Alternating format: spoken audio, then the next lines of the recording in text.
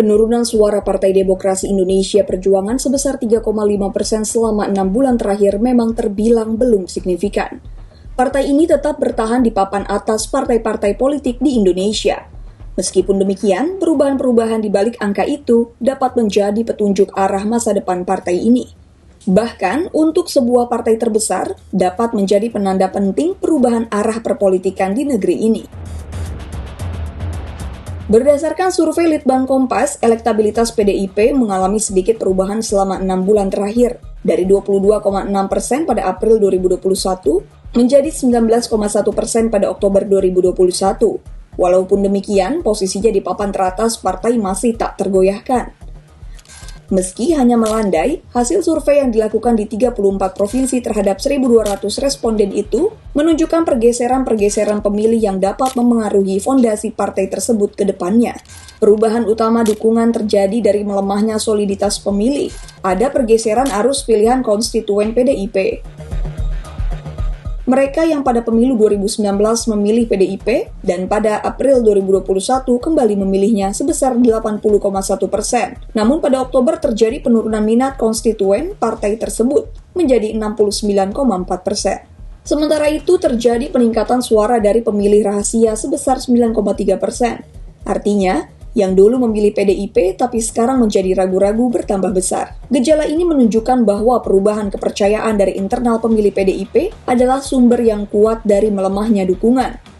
Sementara, perubahan yang disebabkan oleh pergeseran dukungan yang berasal dari pemilih partai lain relatif kecil.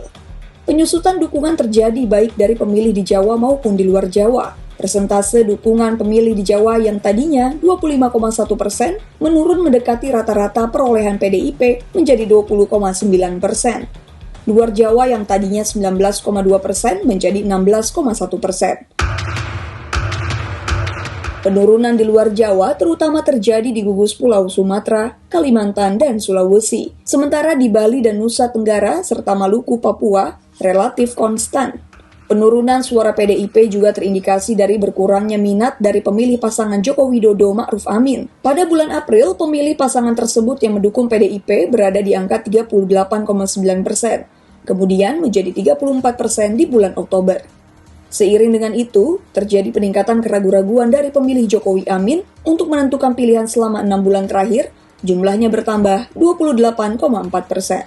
Selain itu, pemilih rahasia di Pilpres lalu yang sekarang memilih PDIP juga menunjukkan gejala menurun dibanding 6 bulan sebelumnya. Bahkan, kelompok ini kian menjadi kelompok yang tertutup dalam sikap politiknya. Jumlahnya meningkat 48,3% selama 6 bulan terakhir. Kehadiran tokoh yang melekat pada eksistensi PDIP dapat menjadi keuntungan politik bagi partai tersebut, jika tokoh tersebut memiliki popularitas yang tinggi.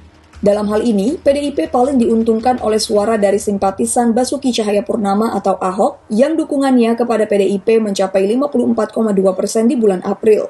Dukungan ini relatif stabil selama 6 bulan terakhir. Sementara suara dari pemilih Ganjar Pranowo yang memilih PDIP turun dari 41% menjadi 36,4%. Walaupun belum terlalu signifikan, gejala makin kurang identiknya pilihan terhadap Ganjar dan pilihan terhadap PDIP dapat membesar jika tidak ada strategi pemulihan. Fenomena yang sama juga terlihat pada pendukung Tri Risma hari ini, mantan wali kota Surabaya yang pernah diusung PDIP. PDIP yang dipimpin Megawati Soekarno Putri mengalami pasang naik dan turun seiring dengan dinamika politik yang melingkupinya. Dinamika itu selalu terkait dengan soal ketokohan dalam pasar politik internal dan eksternal. Kedepan, nasib PDIP sangat ditentukan oleh sikap politik Megawati dalam menentukan calon yang diusungnya untuk pemilu 2024.